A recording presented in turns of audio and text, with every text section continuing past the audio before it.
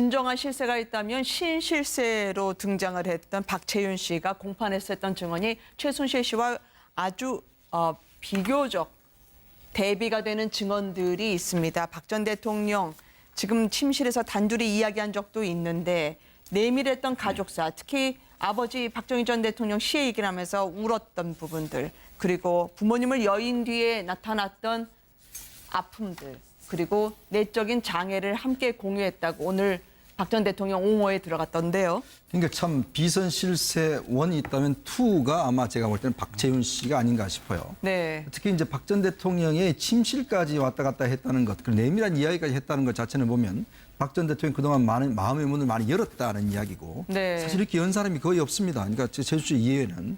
그러면서 보면 김영재 원장이 사실 그 박 전 대통령의 어떤 성령 관련해서 여러 가지 이제 그걸 했고 또 그 부인과 함께 청와대를 수십 차례 드나들었던 흔적들이 나오지 않습니까? 그것도 화장품도 갖다 주고 또 이런 생필품도 많이 갖다 주고 이런 걸 보면 실제로 이제 박 전 대통령 입장에서 보면 그동안 최순실한테만 의존을 해왔는데 네. 한편으로 보면 이제 최순실이 저렇게 아까 같이 한 달 동안 사보타지하고 이러니까 아마 제2의 라인을 또 하나 마련해서 또 이제 이분나 박채윤 씨한테 상당히 의존을 했고 왜냐하면 한 사람 하다 보면 너무 또 그런 게 있잖아요. 네. 그리고 또 박채윤 씨가 보면 또 이렇게 그 저번에 화면을 보면 굉장히 또 이 사람은 잘하는 스타일 같아요. 네. 그 어떤 부침성도 있고 사업도 해봤기 때문에 그러면서 보면 박 전 대통령이 좀 이제 그 침실에 와서 자기가 아버지 시해당했을 때 어떤 그런 슬펐던 이야기라든지 어떤 내밀한 이야기들을 많이 해왔던 것 같아요. 네. 그런 면에서 보면 참 박 대통령 한편으로 보면 굉장히 외로움을 많이 느끼고 있었던 거 아닌가. 특히 이제 최순실가 많은 걸 챙겨줬지만 최순실로서는 한계가 있었다. 즉 박 전 대통령 온전한 마음을 털어놓은 사람이 사실 또 없었던 것이 아닌가. 이제 그런 정황들이 이제 이 박채윤 씨 수사에서 좀 드러나는 것 같습니다. 그러니까 박채윤 씨 사이에, 남동생이 네. 그런 얘기를 한 적이 있어요. 그러니까 박 전 대통령의 마음을 아는 사람은 박채윤 씨다. 네. 그러니까 최순실 씨는 그런 부분들을 잘 못한다 이렇게 얘기를 했는데요. 그 동안에 이제 쭉 최순실 씨와 관련돼 있는 얘기를 보면 최순실 씨가 다른 사람의 마음을 읽고 그 마음을 이렇게 살피는 그런 사람 스타일은 아닌 것 같아요. 네. 그러니까 뭔가 저돌적으로 뭔가 일을 벌리고 뭐 사람들하고도 투닥투닥하면서 뭔가 해가지고 해가는 그런 스타일인데 박채훈 씨 같은 경우에는 박 전 대통령의 마음을 좀 어루만질 줄 알았던 것 같아요. 능력상으로 보면.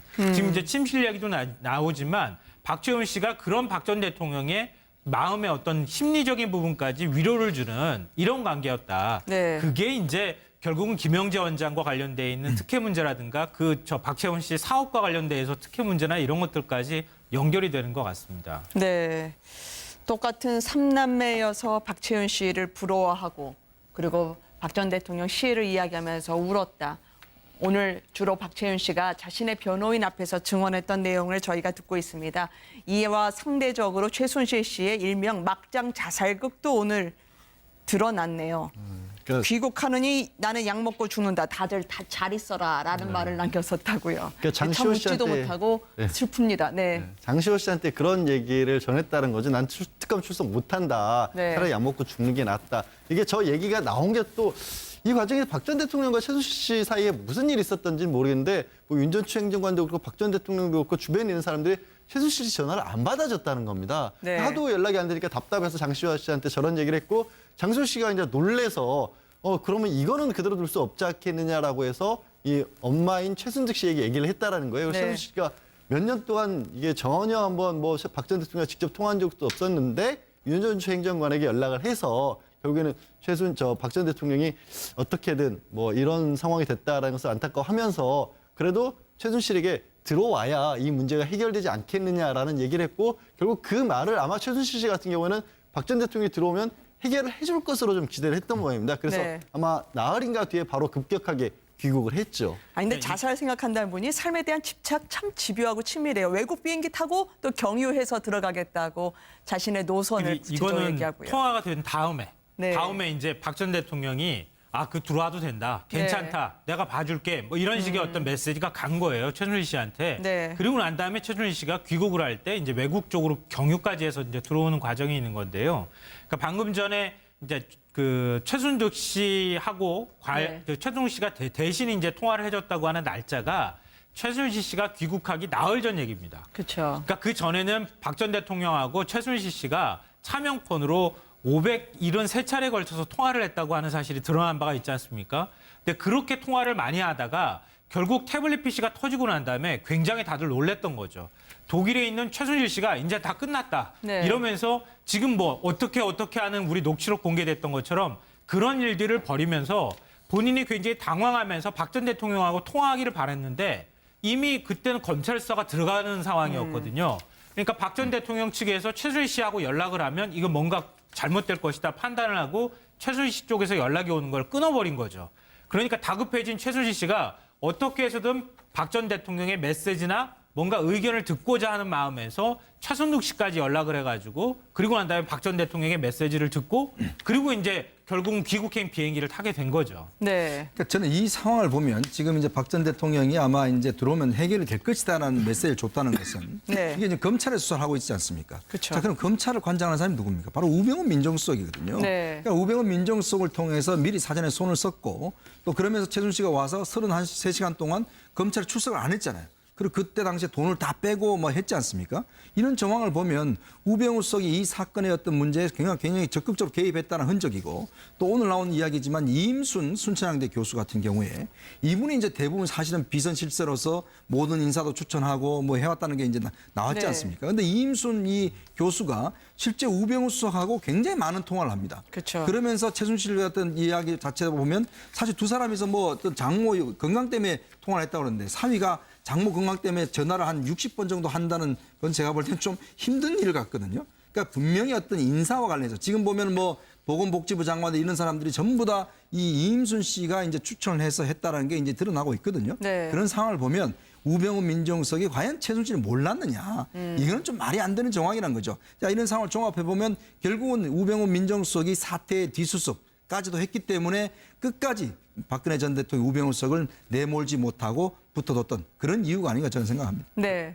이임순 교수가 지금 의료계 비선 실세처럼 나왔거든요. 근데 말씀하신 것처럼 이 우병우 전 수석도 그렇고 김장자, 우병우 전 수석의 장모와도 100여 차례 넘는 통화를 했었고요. 네. 그다음에 우 전 수석 같은 경우에는 과거 여주지청장이 있을 때부터 이 이임순 교수의 수첩에 아예 여주지청장 우병우 이렇게 나와 있거든요. 그걸 보면 사실 이 새로운 고리, 어떻게 보면 그전에 우병우 전 수석이 최순실과 연결되는 부분을 검찰이 밝히지 못했는데 그 고리가 이임순 순천향대 교수에서부터 밝혀질 수도 있다라는 그런 네. 지금 정황도 보이고 있습니다. 어쨌든 우병우 전 수석에 대한 추정을 이야기해 주셨는데요. 네, 우병우 전 민정수석의 사표가 수리된 날짜도 굉장히 시사적입니다. 네. 그러니까 최순실 씨가 들어온 바로 다음 날인가 아마 사표가 수리된 것으로 제가 알고 있거든요. 그러니까 그것도 한번 확인해 볼 부분인 것 같습니다. 결론을 어떻게 해야 될까요? 지금 박근혜 전 대통령이 어찌됐든 다음 새 집으로 가게 되는 게 내곡동인데 말이죠. 이 내곡동도 최순실의 시나리오 안에 있었던 듯 장시호 씨의 진술에 따르면 유엔 빌리지도 있었고 내곡동도 그렇고 앞으로 살 집에 대한 구도가 이미 다 짜져 있었다는 진술이었었습니다. 그렇죠. 우리가 이제 이 박 전 대통령이 사절을 아마 이제 재임 중에 네. 이사를 가겠다는 아마 생각을 마음을 굳힌 것 같아요.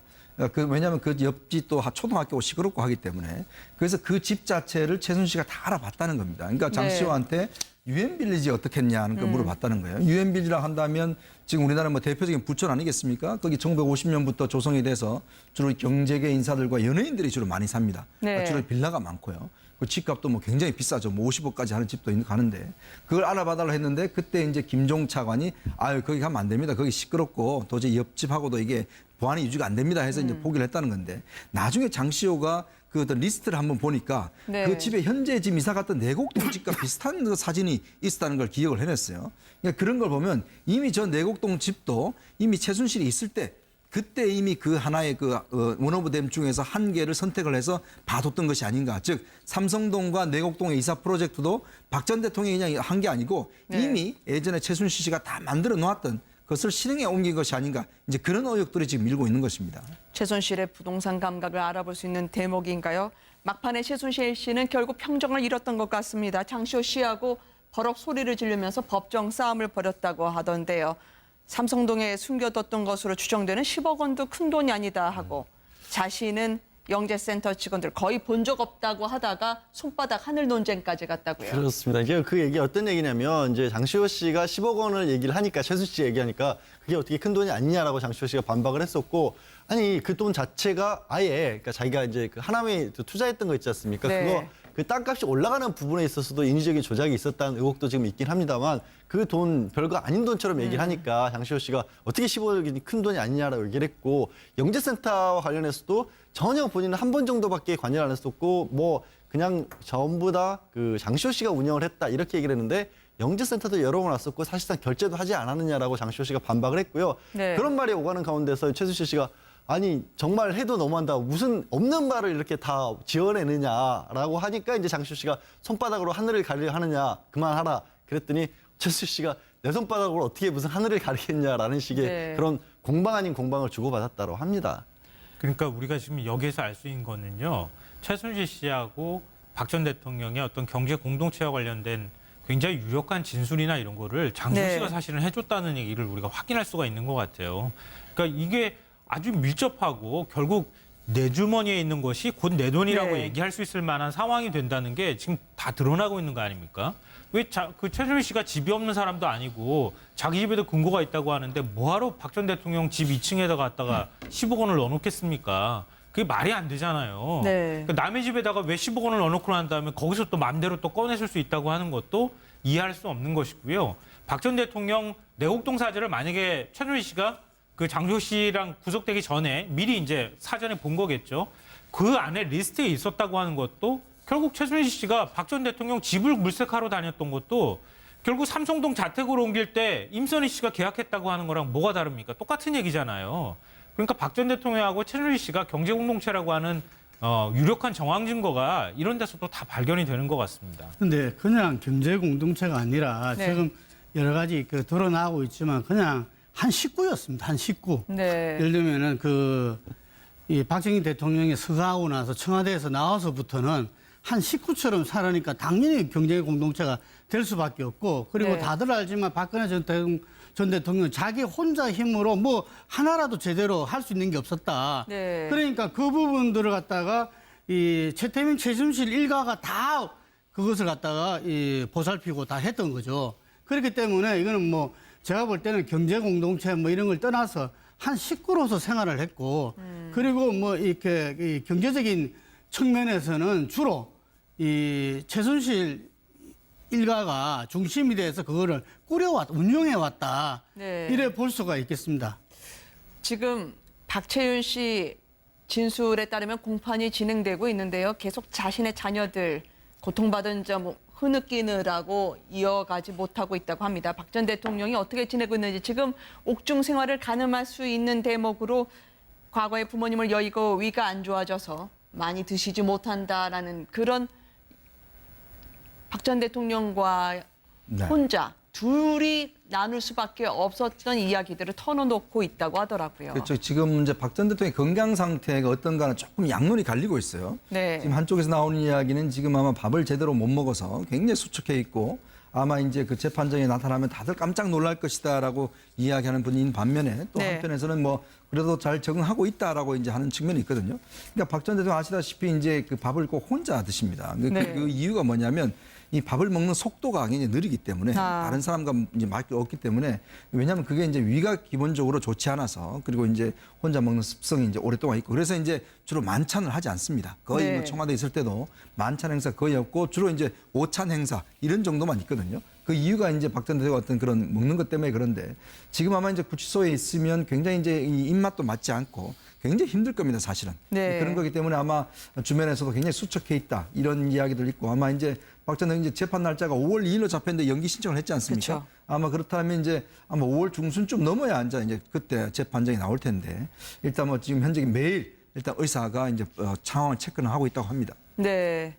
여성으로서 필요한 생활용품을 보내줬다라는 이야기를 하는 거 보니까 최순실 씨 외에도 박채윤 씨에 대한 박 전 대통령의 신뢰를 느낄 수 있는 대목일까요? 그러니까 일단 김영재 원장이라는 사람과 연결된 부분도 그렇죠. 이제 박 전 대통령이 이제 성형용 실 같은 데 관심이 많았기 때문에 아까 네. 말씀 나눴던 이임순 순천향대 교수를 통해서 서창석 서울대 병원장 청와대 주치의였죠. 이분이 이제 김영재 원장과의 연결도 시켜줬다는 거 아니겠습니까? 근데 그 얘기는 성형용 씨를 가지고 자신의 얼굴을 맡길 정도의 사람이면 굉장히 신뢰하지 않으면 안 되는 거 아니겠습니까? 다른 부분도 아니고요. 그래서 이제 그게 가까워졌고 결국 김영재 원장으로 통해서 또 박채윤 씨를 알게 된 다음부터는 더 박채윤 씨와 어떤 인간적인 고리, 아까 말씀을 해주신 것처럼 네. 그동안 최순실 씨에게 일방적으로 의존하면서 겪었던 것과 다른 어떤 부분을 아마 박 전 대통령은 느꼈던 것으로 보입니다. 그러니까 굉장히 사적인 얘기 같은 것들을, 그리고 박 전 대통령처럼 유명하지 않습니까? 전혀 흐트러진 모습 다른 사람한테 안 보이고 내밀한 공간 사람 안 들이기로 유명한 사람이고, 과거에 밖에서 국회의원으로서 활동을 할 때도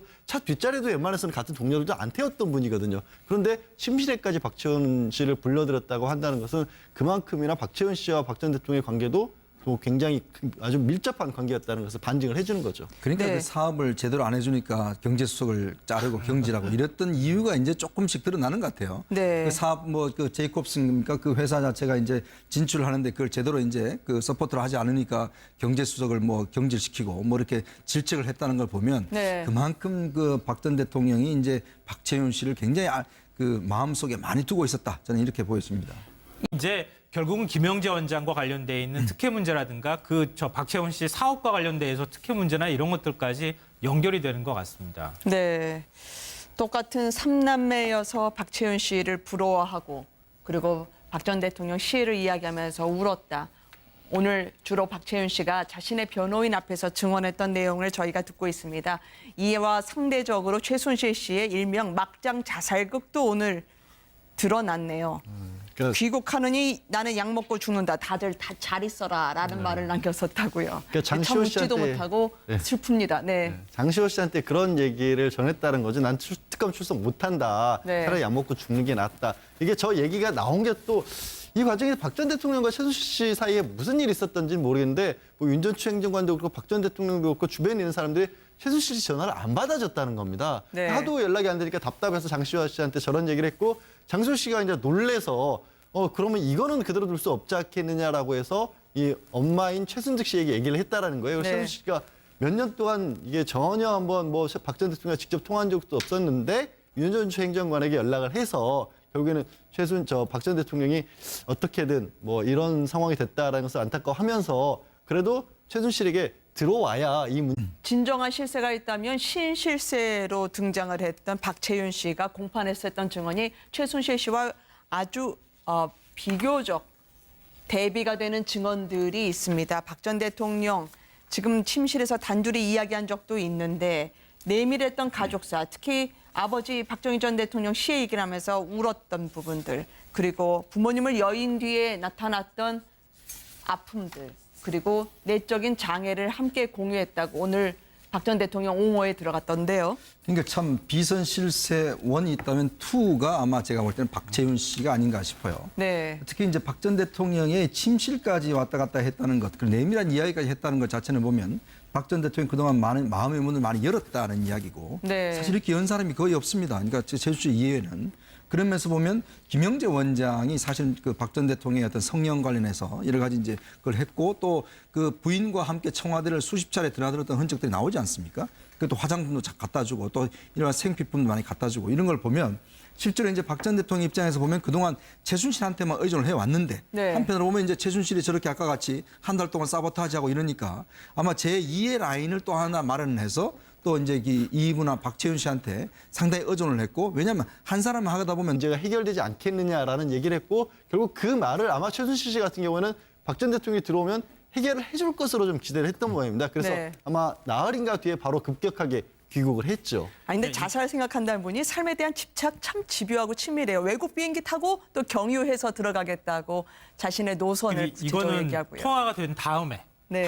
이제 박 전 대통령이 그 들어와도 된다. 괜찮다. 내가 봐줄게. 뭐 이런 식의 어떤 메시지가 간 거예요. 최순실 씨한테. 네. 그리고 난 다음에 최순실 씨가 귀국을 할 때 이제 외국 쪽으로 경유까지 해서 이제 들어오는 과정이 있는 건데요.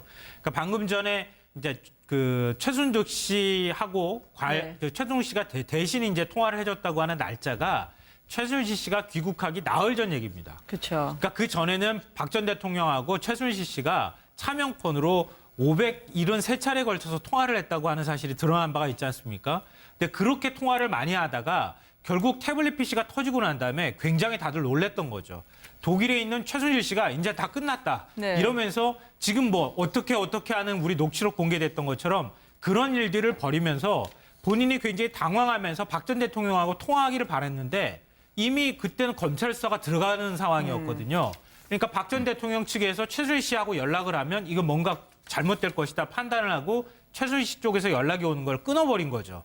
그러니까 다급해진 최순실 씨가 어떻게 해서든 박 전 대통령의 메시지나 뭔가 의견을 듣고자 하는 마음에서 최순득 씨까지 연락을 해가지고 그리고 난 다음에 박 전 대통령의 메시지를 듣고 그리고 이제 결국은 귀국행 비행기를 타게 된 거죠. 네. 그러니까 저는 이 상황을 보면 지금 이제 박 전 대통령이 아마 이제 들어오면 해결이 될 것이다라는 메시지를 줬다는 것은 네. 이게 이제 검찰에 수사를 하고 있지 않습니까? 그쵸. 자, 그럼 검찰을 관장하는 사람이 누굽니까? 바로 우병우 민정수석이거든요. 네. 그러니까 우병우 민정수석을 통해서 미리 사전에 손을 썼고 또 그러면서 최순실 씨가 와서 33시간 동안 검찰에 출석을 안 했잖아요. 그리고 그때 당시에 돈을 다 빼고 뭐 했지 않습니까? 이런 정황을 보면 우병우 수석이 이 사건의 어떤 문제에 굉장히 적극적으로 개입했다는 흔적이고 또 오늘 나온 이야기지만 이임순 순천향대 교수 같은 경우에 이분이 이제 대부분 사실은 비선 실세로서 모든 인사도 추천하고 뭐 해왔다는 게 이제 나왔지 네. 않습니까? 근데 이임순 이 교수가 실제 우병우 수석하고 굉장히 많은 통화를 합니다. 그쵸. 그러면서 최순실 같은 이야기 자체를 보면 사실 두 사람이서 뭐 어떤 장모 건강 때문에 통화를 했다고 그러는데 사위가 장모 건강 때문에 전화를 한 60번 정도 한다는 건 제가 볼 땐 좀 힘든 일 같거든요. 그러니까 분명히 어떤 인사와 관련해서 지금 보면 뭐 보건복지부 장관 이런 사람들이 전부 다 이 이임순 씨가 이제 추천을 해서 했다라는 게 이제 드러나고 있거든요. 네. 너무 또 그런 게 있잖아요. 네. 그리고 또 박지원 씨가 보면 또 이렇게 그 저번에 화면을 보면 굉장히 또 이 사람은 잘하는 스타일 같아요. 네. 그 어떤 부침성도 있고 사업도 해봤기 때문에 그러면서 보면 박 전 대통령이 좀 이제 그 침실에 와서 자기가 아버지 시해당했을 때 어떤 그런 슬펐던 이야기라든지 어떤 내밀한 이야기들을 많이 해왔던 것 같아요. 네. 그런 면에서 보면 참 박 대통령 한편으로 보면 굉장히 외로움을 많이 느끼고 있었던 거 아닌가. 특히 이제 최순실씨가 많은 걸 챙겨줬지만 최순실로서는 한계가 있었다. 즉 박 전 대통령 온전한 마음을 털어놓은 사람이 사실 또 없었던 것이 아닌가. 이제 그런 정황들이 이제 이 박채원 씨 수사에서 좀 드러나는 것 같습니다. 그러니까 박채원 씨 사이에, 남동생이 네. 그런 얘기를 한 적이 있어요. 그러니까 박 전 대통령의 마음을 그 아는 사람은 박채원 씨다. 네. 그러니까 최순실 씨는 그런 부분들을 잘 못한다 이렇게 얘기를 했는데요. 그 동안에 이제 쭉 최순실 씨와 관련돼 있는 얘기를 보면 최순실 씨가 다른 사람의 마음을 읽고 그 마음을 이렇게 살피는 그런 사람 스타일은 아닌 것 같아요. 네. 그러니까 뭔가 저돌적으로 뭔가 일을 벌리고 뭐 사람들하고도 투닥투닥하면서 뭔가 해가지고 해가는 그런 스타일인데 박채훈 씨 같은 경우에는 박 전 대통령의 마음을 좀 어루만질 줄 알았던 것 같아요. 능력상으로 보면. 지금 이제 침실 이야기도 나오지만 박채훈 씨가 그런 박 전 대통령의 마음의 어떤 심리적인 부분까지 위로를 주는 이런 관계였다. 네. 그게